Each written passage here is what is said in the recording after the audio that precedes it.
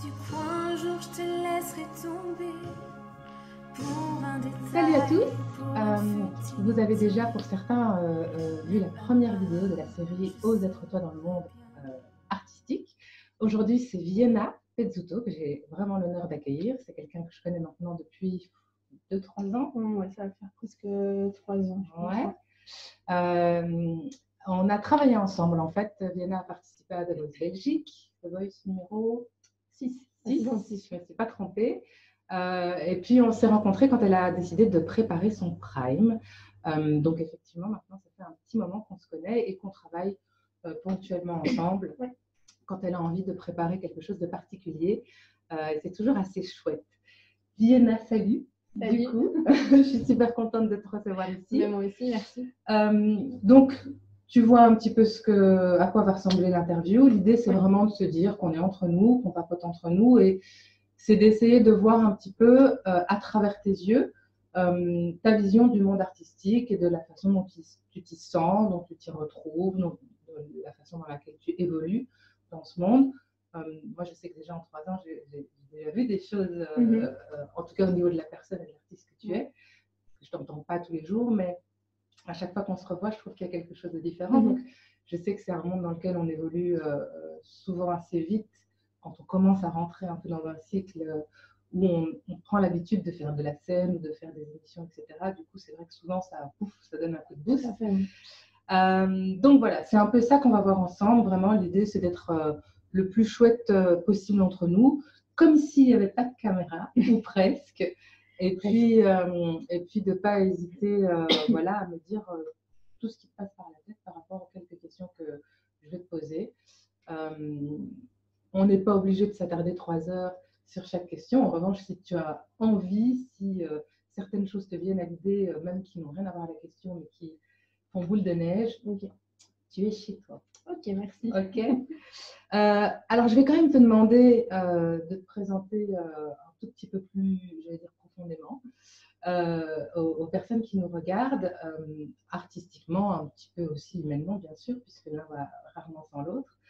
Donc voilà, je te laisse simplement te présenter un petit peu. Oui, donc voilà, moi c'est Vienna. Alors artistiquement, ça fait quelques années que je chante. Voilà, ça vient de mon papa. Ma sœur et moi, on a été baignés un peu dans la musique depuis toute petite parce que mon papa composait, il était auteur-compositeur. Il a lui-même participé à une émission qui était pour la Loire. Oui, tu me disais ça et ça fait le lien avec Carlos que j'ai interviewé pour la première émission. Oui. Et donc, de là, il a participé également au Festival de la chanson italienne. En 2000, il avait écrit et composé la chanson qui a représenté l'Eurovision, qui a représenté la Belgique à l'Eurovision. Ouais. Et voilà, donc une famille d'artistes. Voilà, une famille d'artistes. Mais moi, c'est de là qu'on a décidé de chanter. Il coachait également des jeunes chanteurs à la maison et je pense qu'inconsciemment, on prenait des petits cours de chant parce que voilà, moi, j'avais jamais pris de cours de chant avant de te rencontrer. Donc voilà.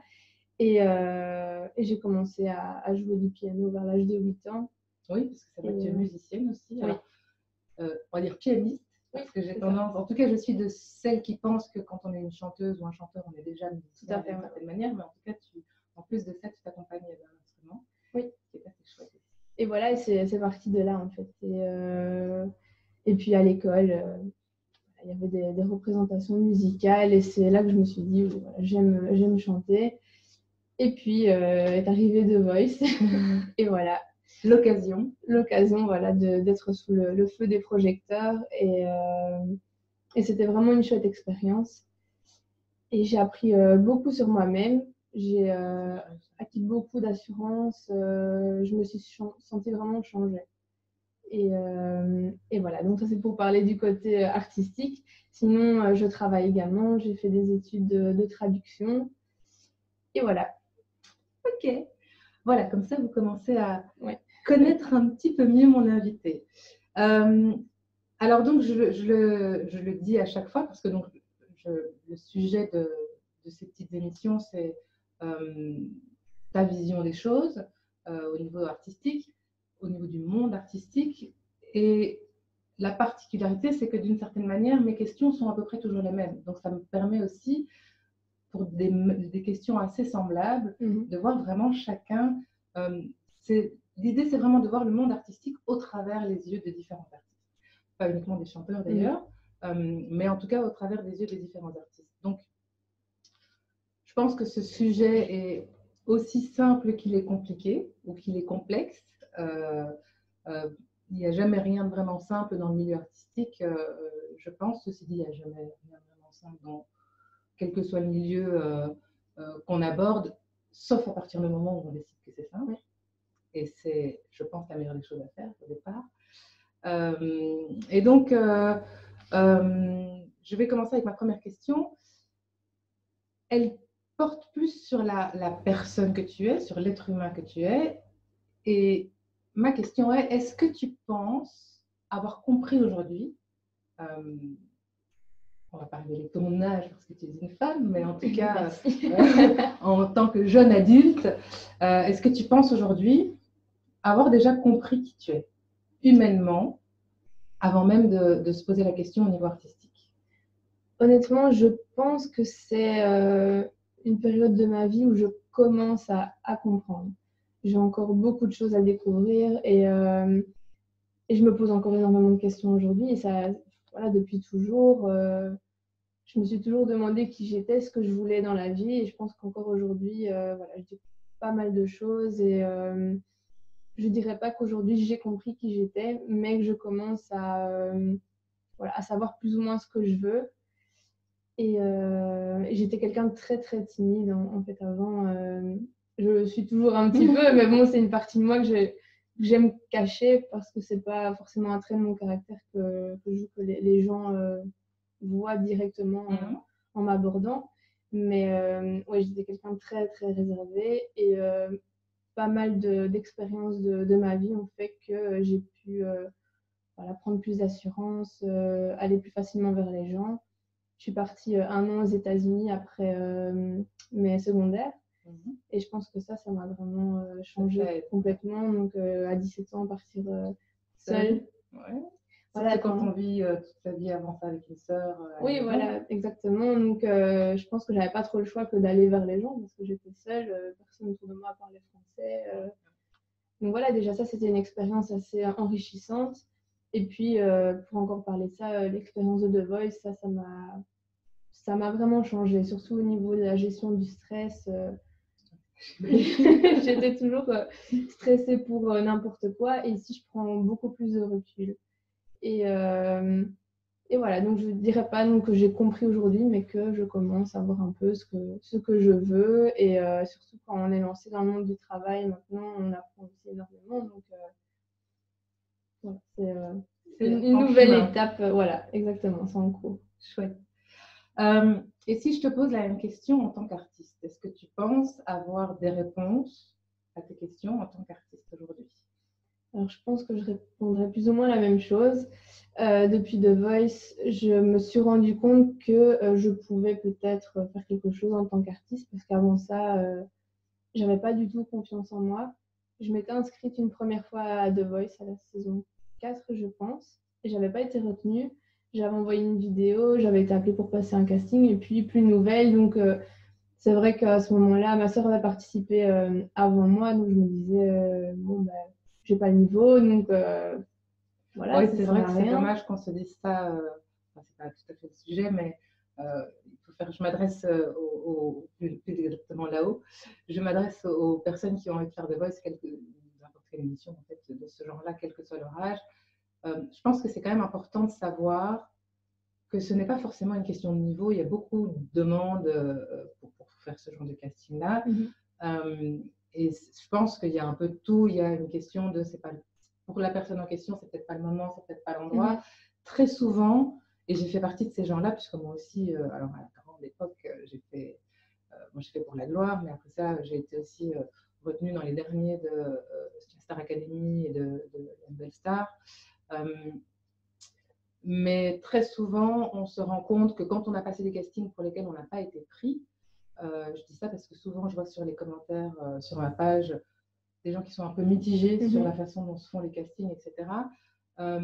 en tout cas, en tant qu'artiste, souvent le jour où on est enfin pris, je connais peu de gens qui m'ont pas dit, mais c'est parce que maintenant je me sens prête. Et si j'avais été prise il y a 1 an ou il y a 5 ans, la première fois que j'ai fait, finalement, j'étais pas prête et ça se serait probablement pas si bien passé que ça. Exactement. Donc, il y a quand même, bien sûr que tout le monde n'a pas le niveau pour entrer dans une émission, dans les gens qui font des castings, c'est certain, c'est pour ça que les castings existent.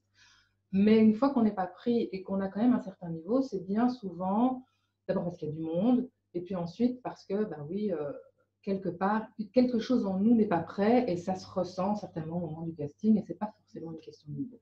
Je t'ai coupé dans ton élan, mais c'est vrai qu'en ce moment, il y a beaucoup de ça parle beaucoup de ça sur ma page et sur les. Oui, c'était bien de préciser.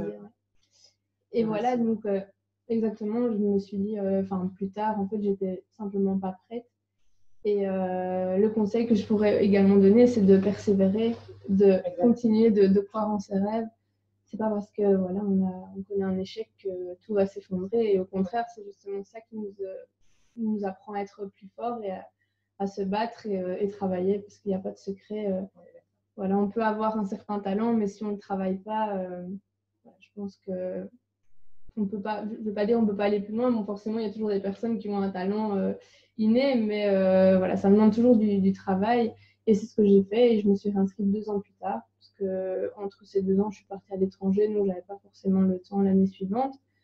Et puis j'ai été sélectionnée, donc là je me suis dit ah oui, d'accord, il y a peut-être quelque chose, il faut pas que je laisse passer cette chance. Et voilà, j'ai travaillé et c'était vraiment magnifique, c'était une expérience enrichissante. On a pu se rencontrer.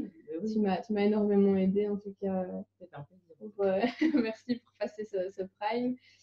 Et voilà, donc on s'éloigne un peu de la question du coup. Pas tant que ça. Mais donc, est-ce que j'ai compris aujourd'hui qui je suis en tant qu'artiste? Je dirais non, parce qu'en fait, The Voice nous permet simplement d'être sur le devant de la scène, mais après The Voice, c'est vraiment à nous de jouer, quoi. Voilà, c'est rare quand les gens viennent vous chercher, ça arrive évidemment, mais quand on voit le nombre de candidats qu'il y a eu à The Voice, ça n'arrive pas à tout le monde. Donc je pense qu'il faut prendre son courage à deux mains et travailler. Et moi, j'ai commencé à travailler juste après The Voice. Je terminais mes études aussi. Donc c'est vrai que parfois on a des choix à faire qui sont pas évidents. Donc ici en ce moment, j'ai dû mettre un peu ça de côté, mais parce que j'ai repris les études en cours du soir. Donc en ce moment, donc voilà, ça ne s'arrête jamais. Oui, donc c'est beaucoup d'occupation, mais je garde toujours cet objectif de voilà, la musique, ça reste quand même une passion et c'est vraiment quelque chose qui me permet de me libérer. Et c'est ça qui est un peu frustrant aussi, c'est que j'admire les gens qui vivent de leur passion et je trouve que c'est vraiment c'est le plus beau des rêves, je pense, c'est de vivre de sa passion. Mais dans certains cas, oui, il faut faire des choix et voilà, donc je garde ça dans le coin de ma tête, évidemment, mais voilà. Après, c'est sûr qu'il y a... d'abord, tu as le temps. Et je pense que là aussi, il y a encore une histoire, alors que l'aventure, j'allais dire, à penser à ta place, c'est pas génial, mais en tout cas, comme je peux imaginer les choses, et pour te connaître un peu, je pense que, et c'est une question que je pose souvent aux gens qui demandent à travailler avec moi, quel est le but final, en fait, d'avoir envie d'avancer et qu'est-ce que ça veut dire pour toi vivre de sa passion? Et étrangement, souvent les gens ne savent pas ce que ça veut dire. Les gens utilisent le terme « je voudrais vivre du chant, je voudrais vivre de ma passion ». Et quand je leur demande « ok », c'est-à-dire que concrètement, tu veux faire quoi? On ne sait plus.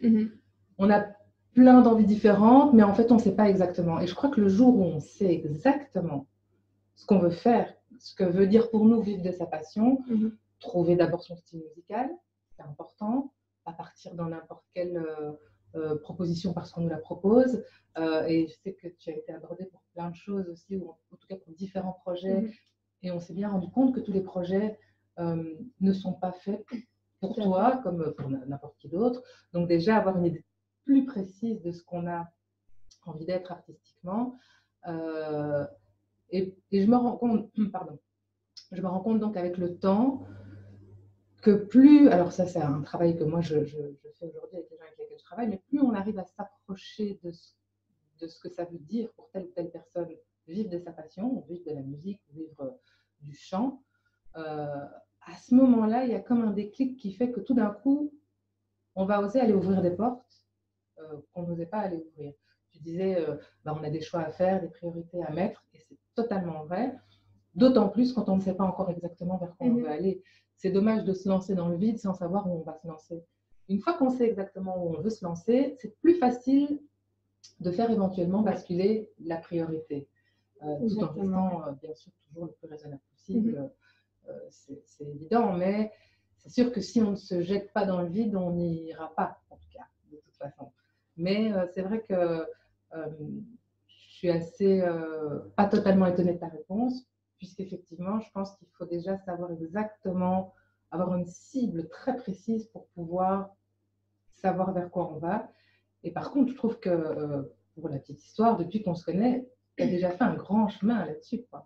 Non, c'est sûr. Vraiment chouette. Oui, comme tu disais, donc j'avais été abordée pour différents projets. En fait, je me rends compte que je ne sais pas encore ce que je veux parce que j'ai encore tellement de domaines à explorer, mais je sais ce que je ne veux pas, en fait, en tout cas. C'est déjà pas mal. Oui. C'est pas le cas de tout le monde. Non, c'est ça, oui. Et donc là, je me rends compte petit à petit de ce que je ne veux pas. Donc, ça me permet d'avancer, mais évidemment, voilà, je ne pourrais pas encore dire je peux vivre de ma passion parce que je me cherche encore beaucoup.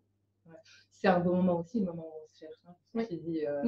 Ça nous permet justement d'aller aborder tout un tas de choses, d'accepter parfois des projets, même si ce n'est pas exactement là où on doit être. En tout cas, comme tu dis, ça nous permet de nous rendre compte que ce n'est pas là qu'on doit être. Exactement. Donc, c'est aussi un moment assez intéressant que ce moment où on se cherche, moi je trouve, et je pense que c'est la même chose dans la vie, donc en tant que personne, ou probablement dans tout un tas d'autres domaines que le domaine artistique, mais ce moment où on cherche, il y a un peu, on dit toujours, entre de profiter du chemin, pas seulement de se focaliser sur un but à atteindre, même s'il faut connaître ce but, mais de profiter du chemin qui nous y mène. Oui, c'est le moment où on teste pas mal de choses, donc c'est le chemin où on apprend le plus, en tout cas. C'est vrai. Ouais. Ok. Donc, je réfléchis un peu parce que ma question suivante était à quel moment, mais peut-être que d'une façon tu peux quand même répondre à ça déjà. Ma question était à quel moment est-ce que la femme et l'artiste se sont alignées, si elles se sont alignées. Donc, on a bien compris que pour l'instant, les deux sont encore un peu en effervescence. Est-ce que malgré tout, il y a une partie de toi que tu sens alignée autant artistiquement que humainement? Est-ce qu'il y a des choses en toi que tu retrouves, on va dire, autant dans la femme que tu es que dans l'artiste que tu es? Je pense que la femme est la même, en fait. Je veux dire, les traits de mon caractère sont justement pareils. Si j'ai des soucis en tant que femme, ben, je les mêmes en tant qu'artiste. Enfin, par exemple, pour parler de ma timidité, enfin, je veux dire, dans le privé comme dans l'artistique, ça m'a toujours, je ne vais pas dire causé des problèmes, mais ça m'a toujours mis des bâtons dans les roues, en tout cas au début. C'est pour ça que maintenant, quand je me sens grandie, en fait, et j'ose beaucoup plus, je me dis si j'avais pu être comme ça avant, voilà, mais bon. Il y a une raison pour toute chose. Exactement. Donc, avec du recul, je me dis, c'est parce que c'était pas mon moment. Et voilà. C'est vrai que voilà, je me dis toujours, le temps passe vite, il faut que je fasse ça tout de suite. Je suis toujours impatiente et pressée. Je me dis, mais non, allez, il ne faut pas faire trop de choses en même temps, sinon voilà, on n'arrive jamais à son but. Et quand c'est ça aussi, je me cherche beaucoup parce que je me dis que pour réussir quelque chose, il faut vraiment s'y consacrer pleinement. Et dans la musique, j'aimerais pouvoir m'y consacrer, y consacrer en tout cas beaucoup plus de temps. Donc voilà, je cherche pas mal de choses en ce moment et me dire que les deux sont alignés. Je pense que ça l'a toujours été en fait. Je ne saurais pas dire à quel moment, mais en tout cas, en ce moment même, oui, ça l'est. La femme et l'artiste sont une seule et même personne. Voilà, oui. C'est pas le cas de tout le monde, donc c'est pour ça que je pose souvent la question aussi. Et donc, juste pour en revenir quand même, avant d'avancer dans mes questions, finalement au sujet précis, parce qu'on a beaucoup parlé de The Voice, et donc ça me permet quand même d'enchaîner avec cette question-là, qui est un peu le titre des interviews. Est-ce que d'après toi, on peut être soi-même quand on est dans un monde artistique? Alors, je parle vraiment d'une espèce de machine, comme une émission de télé, ou peut-être ensuite, si on fait une grande carrière. Est-ce qu'on peut vraiment être soi-même? Est-ce qu'on peut ou est-ce qu'il faut? C'est toi qui choisis la question qui te parle le plus. Est-ce qu'il faut ou est-ce qu'on peut être soi-même? Ou est-ce qu'il vaut mieux, ou est-ce qu'on n'a pas le choix que d'être dans un espèce de moule dans lequel on nous met? Ou... Voilà, il n'y a pas de bonne ou de mauvaise réponse. Au contraire, c'est vraiment ta vision du... Ouais, c'est une question assez difficile en fait, parce que j'ai pas énormément d'expérience dans le domaine. En tout cas, je fais une émission de télé où je suis restée moi-même. Après, c'est vrai que ça reste une émission de télé, donc forcément, voilà, il y a toujours l'influence de la production derrière. On nous dit un peu soit ce qu'on doit dire, ce qu'on doit faire, ou les montages vidéo. Donc voilà, mais je pense que la clé de la réussite, c'est quand même de rester soi-même, et c'est comme ça qu'on touchera plus facilement les gens, je pense. Les gens vont plus facilement s'identifier à la personne et à l'artiste. Je pense que oui, ça c'est assez important, et je pense qu'on peut en tout cas oui rester soi-même. Voilà, je pense qu'on l'a vu dans pas mal de cas, d'artistes assez connus qui sont restés eux-mêmes, et ça a touché pas mal de monde. Oui, je te suis tout à fait là-dessus, mais c'est vrai que c'est toujours intéressant de voir de quelle manière la sensibilité de chacun ressent cette question-là en fait. C'est intéressant. Où en es-tu de tes rêves aujourd'hui? Alors, mes rêves, ils sont en cours de réalisation. En cours de téléchargement. Je peux dire que j'ai réalisé une partie de mes rêves. J'en ai énormément, c'est ça le truc. Mais c'est déjà bien de pouvoir dire, voilà, à mon âge, j'ai quand même réalisé une partie certains de mes rêves. C'était notamment partir un an aux États-Unis. Ben, voilà, quand j'étais petite, c'était un de mes rêves, ben, je l'ai fait. Puis, voilà, participer à The Voice, c'était un de mes rêves. Je pensais ne jamais pouvoir le faire, et je l'ai fait. Donc, je pense que une fois qu'on atteint un rêve, ben, on veut toujours plus. Donc voilà, j'en ai réalisé certains, et si j'ai d'autres projets et objectifs, le seul truc c'est que ça va prendre du temps et une chose à la fois. Donc voilà, c'est en cours. Donc il y a quand même déjà des choses réalisées, ce qui est vraiment génial. Oui. Et puis finalement des choses encore à réaliser, et en fait c'est tout aussi génial, quoi. Oui, voilà, et sans rêve. Et je suis assez reconnaissante pour tout ce qui m'est arrivé. Et là, je pense qu'il faut aussi accepter tout ce qui nous arrive. C'est que quelque chose ne se réalise pas, ben, c'est que ce sera autre chose. Et voilà, je pense il faut avancer dans cette manière de penser. Je te rejoins tout à fait là-dessus. On arrive tout doucement à la fin de cette interview. J'ai encore... la toute dernière question aurait été quel conseil tu donnes aux gens qui veulent faire The Voice, mais finalement, on l'a déjà donné. J'ai quand même encore deux questions. On a parlé des rêves, on a parlé des rêves de l'enfance, puisqu'on a des rêves d'adultes, et puis avant ça, on avait des rêves de l'enfance. Qu'est-ce que la femme que tu es aujourd'hui, la jolie jeune femme que tu es aujourd'hui, aurait envie de dire à l'enfant qu'elle était?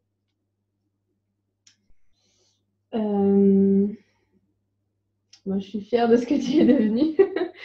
Non, voilà, c'est pas...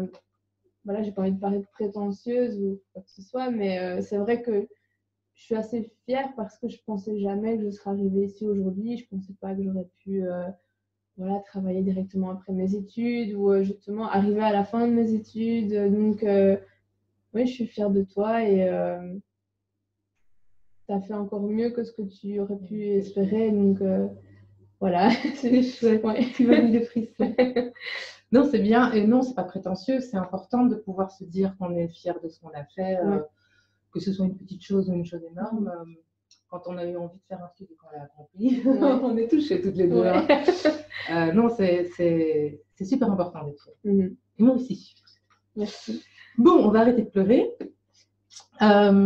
Et donc, qu'est-ce que la femme, toujours, pourrait dire à l'artiste? Alors, je sais que tu nous as dit que la femme et l'artiste sont une seule et même personne.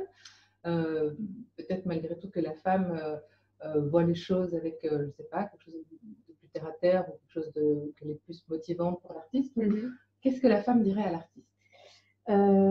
Continue de croire en toi, ne lâche rien et travaille. Ouais. Super. Ouais. Tu m'auras mis beaucoup d'émotions. C'est Mais moi exactement aussi. l'idée de ces interviews, vraiment, parce que c'est ça. Hein, Ah oui, je m'attendais pas. Moi non plus. Non,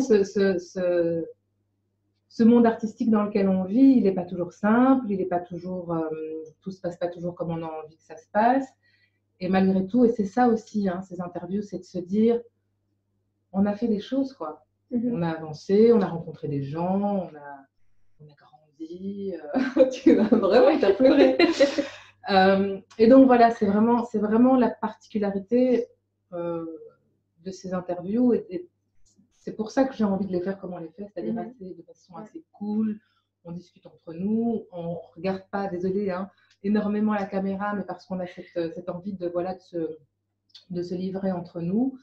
Donc voilà, merci en tout cas pour ce beau moment. En tout cas. Oui, vraiment beaucoup pour ta spontanéité, ta franchise. Spontanéité et franchise sont des mots que j'utiliserai, je pense, à chaque fois dans cette interview parce que c'est le but de l'interview. C'est pas toujours évident de se laisser aller. Non, c'est pas évident. Mais... Donc, alors, une dernière petite chose, oui. Jenna, tu le vois sur la table, vous ne le voyez pas encore, mais vous allez les voir bientôt. Il y a 2 paquets de cartes. Je vais demander à Jenna de tirer une carte dans chaque paquet.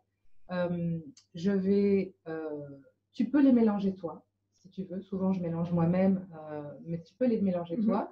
Tu verras, il est possible qu'au moment où tu les mélanges, il y en a une qui saute du paquet, parce qu'elle aura très envie de te parler. On a donc un premier paquet de cartes que j'appelle des ressources, qui s'appellent des ressources, qui sont des qualités, des choses qui sont déjà en Vietnam, donc des choses qu'elle a déjà en elle. Et l'idée est de savoir si ce qui va tomber au niveau des cartes te parle. Tu peux évidemment me dire 2-3 mots là-dessus. Et puis ensuite, je tirerai, donc ça c'est pour les cartes ressources. Et puis ensuite, on tirera une carte aussi d'un oracle qui s'appelle les Murmures de Ganesh, qui est magnifique. Je vous montre là. Et là, ça peut être un conseil, ça peut être un petit message qui te vient de on ne sait pas où. Et là aussi, ça vaut la peine, c'est souvent un mot-clé, ça vaut la peine de nous dire si ça résonne dans ta vie de femme ou dans ta vie d'artiste, ou voilà, s'il y a quelque chose qui te parle là-dedans. Je te laisse prendre le premier paquet, donc les ressources. Est-ce que je peux regarder donc, Non, tu les mélanges. Ok, d'accord. Et ensuite, j'en tire. Alors, s'il y en a une qui tombe, elle tombe et on a notre carte. S'il n'y en a pas qui tombe, tu choisis celle que tu veux. Tu peux poser, couper, comme tu veux. Okay.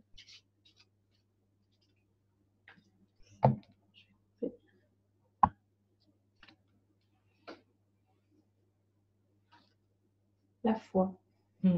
Tu peux peut-être la montrer. Qu'est-ce que ça t'évoque à toi, avec évidemment ta vision de la foi, hein, qui n'est pas forcément catholique, bien sûr, qui est, d'après les cartes, quelque chose que tu as en toi. Ce qui paraît assez vrai en plus avec ce qu'on vient de se dire, et avec ton message à ton enfant intérieur. Voilà, moi je ne suis pas du tout quelqu'un de religieux, donc ce sera plutôt, voilà, je prends ça comme le fait de croire en soi, tout simplement. Je pense que c'est ça, et ça, en tout cas, c'est en lien avec ce dont on a parlé tout à l'heure. Et oui, ça a été toute ma vie, ça a été comme ça en fait. C'était vraiment croire en toi, arrête de douter de toi, et voilà. Et c'est chouette, c'est vraiment comme quoi, tu vois, on est vraiment resté sur les derniers mots qu'on s'est dit, très touchants. Les cartes, c'est toujours, moi je ne m'en lasse pas, c'est toujours très impressionnant, et je suis assez contente que cette carte-là soit sortie parce que c'est vraiment ça en fait, c'est le message que tu t'es donné. Bah oui, Donc, je trouve ça j'étais très, étonnée en très fait chouette. de voir cette carte. Très, très chouette. Et effectivement, ça n'a pas forcément, pour chacun, ça n'a pas forcément une connotation religieuse. Moi non plus, ce n'est pas le cas. Il y en a pour qui ce sera le cas. La foi, c'est la foi, finalement, hein, c'est le fait de croire. Et c'est hyper important parce qu'elle est un moteur pour nous, parfois pour les gens qui nous entourent. Et puis parce que plus on croit, Carlos disait quelque chose de super dans sa vidéo, il disait, on dit toujours, je ne crois que ce que je vois. Et Carlos dit, moi, je vois ce que je crois. Je veux voir ce que je crois. Et je crois que c'est important, en fait. Parce qu'effectivement, plus on va y croire et plus on va un peu matérialiser ça dans nos vies. Tout à Quoi. fait, ouais. Ok, je te laisse choisir une carte dans celle-ci. Mélanger un petit peu et puis choisir dans celle-ci. Oui, elles sont grandes. Je mélange un peu n'importe quoi.